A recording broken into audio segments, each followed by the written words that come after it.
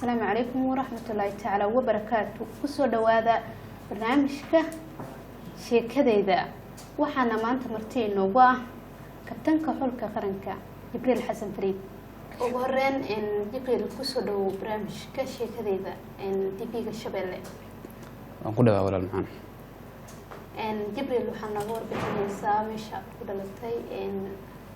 heerka aad ka soo bilowday inta badan nooga warbixisaa ayaan rabnaa. runtii waxaan ku dhashtay gobolka Banaadir oo hadda aan ku suganahay sida xaafada Wardhigley ee loo yaqaan Warta Nabadda ayaan ku dhashtay meeshaan ku soo barbaaray. goormeed ku dhiiratay in aad noqoto ciyaaryahan? runtii aniga ciyaaraha inaan noqdo waxaan ku dhiiratay anigoo yar wayo family sports ayay aabay wuxuu ahay waa heer sports ahay aabay waxaan ka dhaxlay aabay dhanka sportska aniga oo kaliya ka raacay aabbo wuxuu dhalay wiilasho dhalay aniga ka raacay oo aabba raacay. kooxdii ugu horeysay aad u ciyaartay bal iyadana inoo sheeg. runtii aniga kooxda ugu horeeyay oo ciyaaray waxay ahayd kooxda Banaadir Sports Club oo loo yaqaan markaas loo yaqaan Banaadir Telecom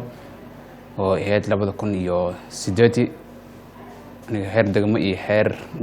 heer gobol iyo anoo soo marin ayaan si toos ah u maaday sirada. markaad ugu horeysay aad ciyaaraha ku soo biireysay waxyaabaha aad ka bilowday degmooyinka iyagana bal wax nooga taabo. runtii anigoo yara ciyaalka xaafadda iska kooxda Banaadir Telecom oo ku ciyaari jiray garoonka Munishibi ee kooxda Banaadir Sports Club oo loo yaqaan ay qaadatay. runtii heer degmo Soomaan marin heer gobol Soomaan marin Serie C iyo Serie B Soomaan marin waxaan toos u maaday heer Serie A Soomaan. waa gartay maadaama aad tahay ciyaaryahan kabtanna ah haddana waxaad tahay gudoomiyihii ururka sportska Hawrdaag. sidee kugu suurta gashay marka in aad noqoto adigoo ciyaaryahan haddana xilkaas? runtii horta waxaa gudoomiyaha sportska degmada Hawrdaag waxaa ii doortay maamulka gobolka Banaadir saaxiibkay Xasan Wish oo ugu dhiiraday inaan ahay nin firfircoon haddana kubadda cagta wax ka yaqaan inaan noqdo gudoomiyaha sportska degmada Hawrdaag. waa gartay Jibriil waxaad xiisayso oo si gaar ku ah miyaajir oo noocee micnaha adiga ka shakhsiyadaada maadaama barnaamijku uu yahay iska sheekay waxyaabaha xiisayso iyana wax nooga taabo. runtii horta wax kasta waxyaalo badan oo xiiseeya waa jiraan oo hal ma dhihi karo waxaasoo keliya aan kusoo koobi karaa aan xiiseeya wax badan oo xiiseeya sida ha noqoto marka hadda dhalinyarada iskala baashada PlayStation oo kaleeto aan ciyaaro marka waqtiga aan jaanis hayo kaleeto PlayStation aan xaafad iskaga baashaalo kaleeto waqtiyada kaleeto inaan dhalinyaradeeda aan la waqti la qaato asxaabta. Jibriil haddii aan kugu soo laabto inta aadan noqonin ilaa iyo heer qaran aadan gaarin maadaama aad ka dhawaajisay inaad xaafadeed aad kasoo bilowday kooxaha aad u ciyaari jirtay iyo wixii aad markaas aad kasoo bilowday bal noo sheeg. runtii waxaan kasoo bilaabay kooxdii xaafadeeda ka dhisneed ciyaal asxaab isku oo xariyaal isla degna xaafadda xariyaale garoonka Munishibi xaafadda dhow FC Bankila kooxda waxaa la dhihi jiray Spain la dhihi jiray koox ciyaal xaafadeeda ahaan oo meeshaan kasoo baxnay kooxda Spain la dhihi jiray kooxda ciyaar jiray. kooxda markaas u ciyaaraysay waska kaga ciyaari jirtay? runtii weligay waxaan ciyaari jiray lambar 9 ciyaari jiray marna garab ciyaari jiray sida hadda ciyaaro qaranka ugu ciyaaro iyo kooxdeeda heer koowaad aan u ciyaaro lambarka 9 aan ka ciyaari jiray.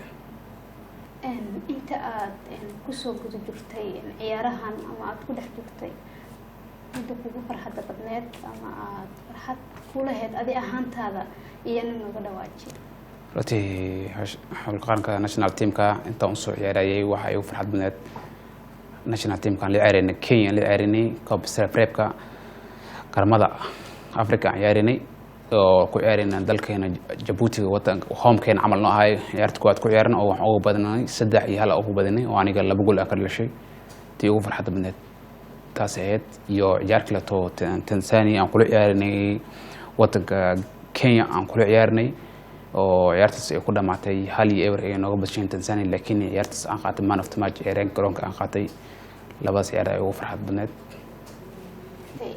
mid midda adiga kugu la yaabka badneed ama kugu dhibaato badneed aad soo martay inta aad ciyaaro ku jirtay iyo nooga dhawa runtii national teamka sidoo kaleeto ciyaartii ammaan of match ku guuleystay waxay ahayd 2013 2012 sanadkii ka dambeeyayna waxaan ku ciyaarinay wadanka Uganda ku ciyaarinay waxaan la ciyaarinay isla Tanzania la ciyaarinay ciyaartii ugu xumeed ciyaartaas oo Cambi waxay nagu marsiin 5-0 markii la soo laabtay saddex geetan oo daran ciyaartii wax nooga bashin 8-0 ay nooga bashin runtii ciyaartu waxay igu xanuun badneed igu murug badneed habeeratay ma jirto waa ciyaar wali ahayd ciyaar oo aan hataa noo naqon waysay ciyaartaas waliga inta national team ciyaarayna ciyaartaas oo kata maana ciyaaran haddii aan su'aalaha aan sii wato Jibril ma jiraan kooxaha ka dhisan Soomaaliya markii laga tago kuwa Ingiriiska oo kale kooxda aad taageerto ama aad adeehan aad ku haminayso qarankeena inuu gaaro runtii waa jiraan kooxaan taageera Real Madrid iyo Arsenal ayaan taageera aniga inaan aad iyo aad labaas koox aad iyo aad u taageera adi kana lolahan markii aan soo weydiiyo waxyaaba aad cuntada waxyaaba aad hayso iyo nolosha cuntada runtii waxaan jeclahay briska oo kaleeto sidii briska fruitka waxaan jeclahay cabitaanka dilo xanageel ayaan jeclahay waa gartee dhanka kale waxaad noo sheegtaa horey reer u soo yeelatay oo carruurta iyo aad leedahay mise runtii carruur masha Allah way joogtaa waa gartee reerna waa leeyahay alxamdulilah marka maadaama aad tahay kabtankii xulka qaranka Jibril ahaan xubinkeena Soomaaliya iyana maxaad u rajeynaysaa oo adi ahaan ama inaad gaarsiisa aad rajeynaysaa shakhsiyadaada runtii national teamka mise inta yani kooxdaad ka tirsanta oo kale aad iyo aad kooxdan ka tirsanayna heer sare ay gaartay aan jeclahay runtii hadda taan waxaan jeclaa kooxda Rasan oo macalinkeyga Axmed Gidaam oo joogo macalinkeyahay waxaan hore ugu soo ciyaaray kooxda Hagen oo kabtan u soo ahay idine oo koob la soo qaado koob fara badan la soo qaaday sida horyaalka dalka Soomaaliya aan la qaaday 2014 2015 runtii kooxdeena waxaan jeclahay markasta kooxda u dhilaanay meel sare gaartay aan jeclahay oo kooxda iyo koox igos ina koox iyo majayna koox kasta ka hormaran jeclahay runtii wax kasta wuxuu u baahan tahay dadaalka adiga fartid marka runtii aniga tagato waan jeclahay in kooxdii markasta kor sare marto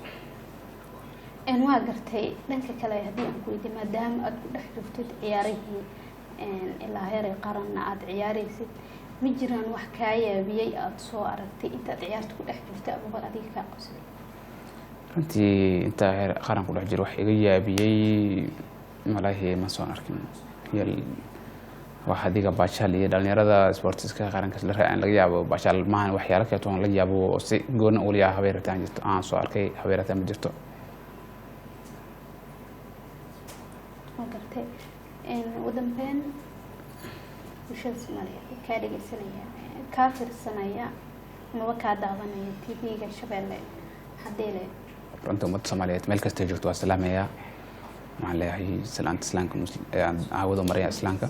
assalaamu calaykum waraxmatullahi wabarakaatuh ya leeyahay meel kasta joogaan waan mahadsanyihiin ummadda Soomaaliyeed dhanka kale Jibril haddii aan su'aal ku weydiiyo koox ka baxsan Soomaaliya Djibouti oo kale aad soo ciyaartay marka siyaabo ay kugu qaateen iyo wixii ay kugu doorteen iyana inoo sharax runtii koox waxaan u soo ciyaaray dalka Djibouti ka dhisan oo Tajira la dhaho oo heerka koowaad tahay waxaan ugu arkeen xul qaranka Soomaaliya anigoo ku ciyaarayno dalka Djibouti oo meesha tababar ku sameynayna ku xariisneen xul qaranka meesha ku xariisnay runtii markay meesha ku armitaysan waxa sameeyay koox ciyaar saaxiibtin ma ciyaaraysa kooxahan la ciyaarnay kamid ahayn waxaan dhayn aniga iyo yarkada CD laayo iyo inay qaateen waan saasayeen ugu arkeen meesha ugu arkeen national teamka sideen ugu yimaadeen inaan ugu ciyaaro ugu mid noqdo 2010 ay ahayd waa gartay sida kooxdani meeqa horyaal ayaad u ciyaartay meeqa macnaha guula aad isla gaartay bal iyana inoo sheeg runtii waxaan ciyaaray laba horyaal oo ciyaaray kooxda Djibouti ka dhisan guulal fiican waa la soo gaarnay runtii horyaalkii ugu horeeyay waxaan galnay gaalinta labaad ayaan galnay oo sanadkaas 2011 2012 tobankii ahayd waxaan ugu guuleystay goolalta dalka Djibouti isla sanadkii labaad idana waxaa imaan meel fiican amaan waxaan hoos u dib u dhacnay horyaalka koob maan la qaadin laakiin kaalinta saddexaad ayaan galnay Jibril haddii aan su'aal kale ku weydiiyo waxaa jirtay koox qadar ah inay ku qaadato balse haddana aan ku qaadaneyn iyana maxaa keenay bal inoo sharax runtii waa jirtay koox aan